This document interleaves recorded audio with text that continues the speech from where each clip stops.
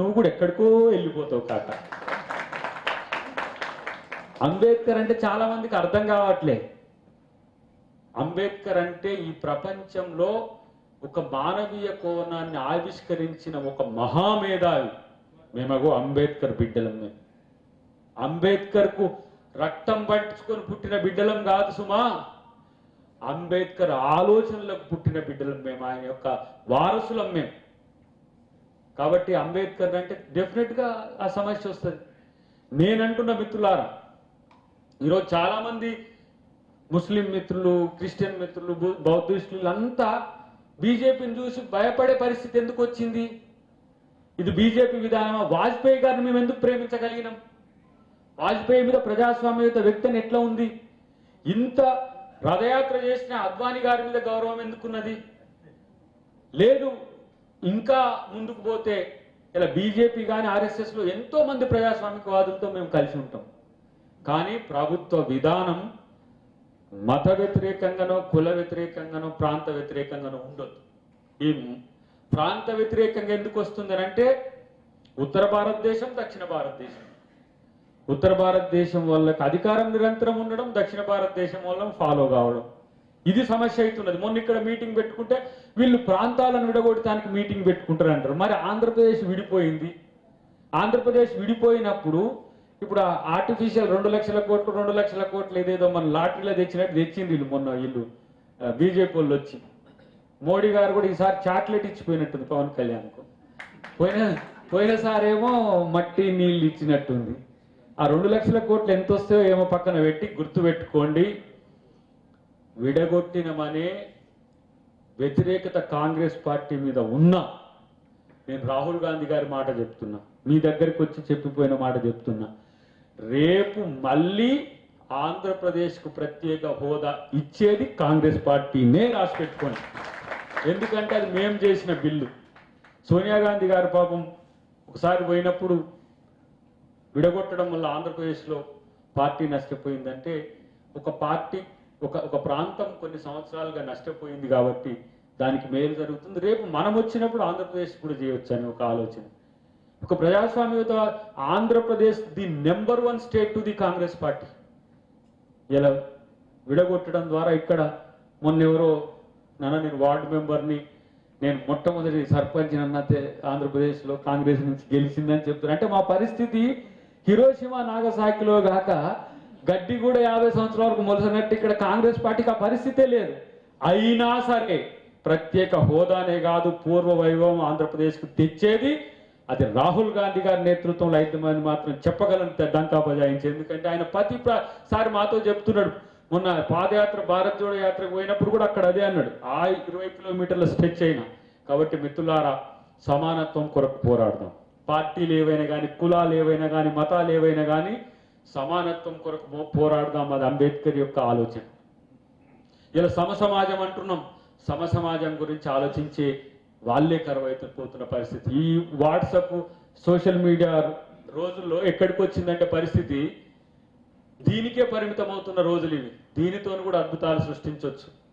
నేనంటున్నా, విజయవాడలో ఇది పెట్టింది మొట్టమొదటి మా టీం దయాకర్ అద్దంకి ఏపీ అని పెట్టినప్పటికి కూడా రేపు కాకినాడలో ఉంది, రేపు గుత్తిలో ఉంది. ఇవి వచ్చిండ్రు వాళ్ళు కూడా. ప్రతి దగ్గరికి తిరుగుతాం. ఇది ఏంటంటే సామాజిక న్యాయ సూత్రాన్ని ప్రచారం చేయడమే లక్ష్యంగా తిరుగుతాం. ఎమ్మెల్సీగా నా వల్ల మీకు ఏ పని కాగలిగితే ఆ పని నాతో, అది తెలంగాణలే కాదు, ఇక్కడనే కాదు. చంద్రబాబు గారిని ఇప్పుడు నేను అన్నా అని చెప్పే వ్యతిరేకం కాదు. వారు కూడా మన వర్గాల ప్రజలకు చేయాల్సిందే. ఆయన ముఖ్యమంత్రి, ఆంధ్రప్రదేశ్ ముఖ్యమంత్రి కొంతమందికే కాదు కదా, లేకపోతే టీడీపీ వాళ్ళకే కాదు కదా, చేయాలి. ఇక్కడ కొన్ని చూస్తున్నా నేను, రాజకీయ కక్షలు పెంచుతున్నారు. పెంచుకోవద్దు. ఈ ప్రాంతం చాలా, అమరావతి అని పేరు పెట్టినాం. అమరావతి ఏంటిది? బుద్ధుని యొక్క కాలచక్ర జరిగిన ప్రాంతం ఇది. మా ఫణిగిరి నుంచే తీసుకొచ్చారు కాలచక్రాన్ని. అలాంటి ఒక శాంతి సంయమనంతో ఉండాల్సిన పరిస్థితుల్లో పరస్పర దాడులో, పరస్పర కొట్లాటలు ఇవి కాకుండా ఉండాల్సిన అవసరం ఉందని చెప్పి తెలియజేస్తూ, చివరగా నేను మీకు ఒక ప్రామిస్ చేసిపోవాల్సిన అవసరం ఉన్నది. మా వాళ్ళకు కూడా, వాళ్ళు నన్ను మీలాగనే, చాలా మంది లాగానే టీవీలలోనో మిగతా వాటిలను చూసి ఇక్కడికి వచ్చేటప్పుడు ప్రతిగా పేరు పేరున వాళ్ళందరూ నేను ఇక్కడికి వచ్చేటప్పుడు నన్ను కలవాలనే ఉద్దేశంతో, ఎందుకంటే మా ఆవిడకి ఇక్కడ చాలా ప్రేమ ఎక్కువ ఉంటుంది. ఆమె ఏంటంటే ఆమె ఏంది యార్లగడ్డ, ఇప్పుడు ఆడ ఇల్లు కట్టుకుంటా అంటుంది వాళ్ళ తాతది. వాళ్ళ తాత ఒక 200 ఎకరాలు సంపాదించుకొని ఆయన మళ్ళీ ఇక్కడికి వచ్చి గుంటుపల్లి కాడ ఇక్కడ తిరగాల్సిన పరిస్థితి వచ్చింది. ఆయనకు కూడా నాలాగానే గుడిసెనే ఉన్నది, ఇప్పుడు ఒకటే రూమ్. ఆయన్నే ఒక రూమ్ వేసుకుందాంలే అని చెప్తున్నా, ఎందుకంటే కొంచెం ప్రేమ. అది నిడుమోలు నిమ్మకూరుకు ఆపోజిట్లో ఉండే ప్రాంతంలో, తర్వాత మంటాడ ఇక్కడ వాళ్ళ తర్వాత గుంటుపల్లి ఏరియాలో ఆమెకు ఆ ప్రేమ ఉంది కాబట్టి ఇక్కడికి. మాకు సూర్యాపేట అంటే విజయవాడ కొత్త ఏం కాదు, మేము చేప ఎదురెక్కకపోయేది, ఎప్పుడు కూడా కిందికే దిగేది. సూర్యాపేట అంతా ఎక్కువ విజయవాడ వచ్చేటోళ్ళం కాబట్టి ఇప్పుడు ఎప్పుడు ఎన్నో రోజులు చూసిన మా మామను కానీ మా పిన్నిని కానీ చాలా చిన్నప్పుడు 10th క్లాస్ నుంచి ఇటు వచ్చేటోని నేను. సో అలాంటిది 2 ప్రాంతాల్లో సామాజిక న్యాయ యోధులను తయారు చేసే ఒక అవకాశం కూడా భవిష్యత్తులో ఉంటుంది కాబట్టి తెలుగు రాష్ట్రాలే కాదు ప్రతి ఒక్కరు కూడా మనం ఒక మంచి పని చేసేందుకు ముందుకు పోయే క్రమంలో మనం అందరినీ కలుపుకపోయే ప్రయత్నంలో మీరంతా టీం అద్దంకి ఏపీ చేస్తుందని చెప్పి, టీం అద్దంకి ఏపీలో నేను కూడా ఒక కార్యకర్తగా పనిచేస్తా అని చెప్పి, ఎందుకంటే ఐడియాస్ డెమోక్రటిక్ గా ఉన్నాయి, మీరందరు కనెక్ట్ అవ్వడమే కాదు. నేను ఇది ఎందుకంటే ఇక్కడ ఉన్నామంటే ఆత్మీయులం ఇంతమంది కలుసుకోగలిగినాం. నన్ను కలవాలంటే మీరు హైదరాబాద్లో రావాలంటే ఇంకా అది చాలా సమస్యలు అయితే, మీకు ఎప్పుడైనా ఏదైనా సమస్య ఉంటే నాకు చెప్పండి, ఒక మెసేజ్ చేయండి, నన్ను కలవనక్కర్లే. సంతోషం ఉంటే మీరు పంచుకోండి, మీరు ఎంజాయ్ చేయండి. సమస్య ఎవరికి వచ్చినా కూడా నా పరిధిలో నేను చేసే ఒక ప్రయత్నం చేస్తా అని చెప్పి తెలియజేస్తూ, ముఖ్యంగా ప్రత్యేకించి ఈ సందర్భంగా నేను ధన్యవాదాలు చెప్పుకోవాల్సింది మా ముఖ్యమంత్రి గారికి.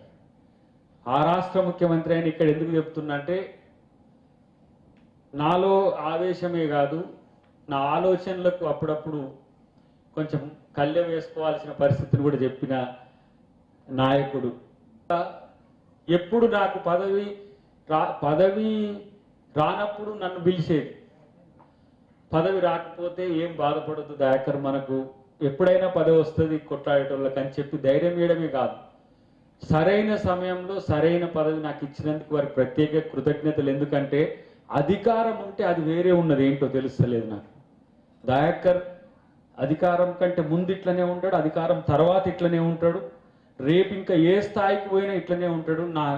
నా మిషన్ ఏందో మీకు చెప్పిన కాబట్టి, అది ఒక అధికారం అనేది తలకెక్కించుకునే ఒక కిరీటం కాదు, అది అధికారం అనేది ఒక బాధ్యతగా ఉండే ఒక వ్యక్తిని నేను. కాబట్టి అంబేద్కర్ గారు కూడా అదే తన యొక్క చరిత్రలో కూడా చెప్పింది, అది అధికారం ఎప్పుడు కూడా పేదోడికి, కింది వాడికి, పేదోడికి ఎప్పుడైతే ఉపయోగం అవుతుందో ఆ అధికారానికి అర్థం ఉంటుంది తప్పితే, అధికారం వచ్చిందని చెప్పేసి ఏదో ఇష్టం వచ్చినట్టుగా మనం చేస్తే ఇంకోసారికి అవకాశమే ఉండదు. నేనంటున్న ఈ ఎమ్మెల్సీ రాకపోయినా మాదొక ప్రణాళిక ఉండే, మంచిగా ఒక 2 ఎడ్ల బండ్లు చూసుకొని, ఇక డీజిల్ పెట్రోల్ కూడా ఎందుకని, సామాజిక చైతన్య యాత్రలు చేద్దాం 2 రాష్ట్రాల్లో హాయిగా పట్టుకుని ఎక్కడికైతే అక్కడ చెట్ల కిందనే బతుకు, అట్లా చేద్దాం ఒక చైతన్యం. ఎందుకంటే అసలు సోషల్ జస్టిస్ ప్రిన్సిపల్ అనే దానికే విఘాతం కలుగుతున్న రోజులు ఇవి. కాబట్టి మనిషిగా బతకడానికి కూడా స్వేచ్ఛ లేని స్థితి భారతదేశంలో రావద్దు. ఈ దేశం మహోన్నతమైనది, ఈ దేశ సనాతన ధర్మ, పవన్ కళ్యాణ్ చెప్పింది కాదు సుమా, ఈ దేశ సనాతన ధర్మ యొక్క పరంపర ప్రపంచానికే సమానత్వపు సూచనలు చెప్పింది.